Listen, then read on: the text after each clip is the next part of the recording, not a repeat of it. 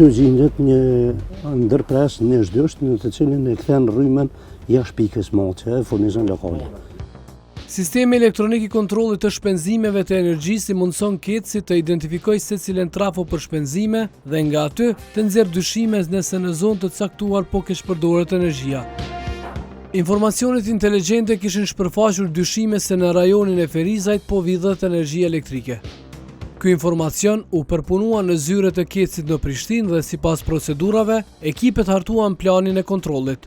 Për të mos i lënë asgjë rastësisë, Kec në operacione të tilla vazhdon të shoqërohet nga policia e Kosovës. Një mëngjes në fund të nëntorit, ekipi special i Kecit kishte vendosur në lup një biznes në Kaçanik. Pronari i një marketi kishte instaluar një linjë paralele të furnizimit e cila nuk kalonte fare në ormatës. Përmes një ndërprerësi të cilin e kishte fshehur mbrapa artikujve ushqimor, po e vidhte energjinë. Zyrtarët e specializuar me pajisje të sofistikuara gjurmojnë për burimin e keqpërdorimit. Këtu gjendet një ndërpres në Zhdysht në të cilin e kthen rrymën jashtë pikës moce e furnizon lokale.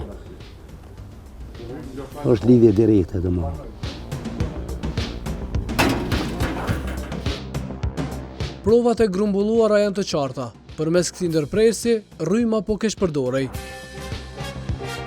Linja paralele urdhërohet të shkëputet, teksa zyrtarët e tjerë të Kecit zbulojnë se me një linjë paralele të instaluar po furnizohej edhe shtëpia e banimit.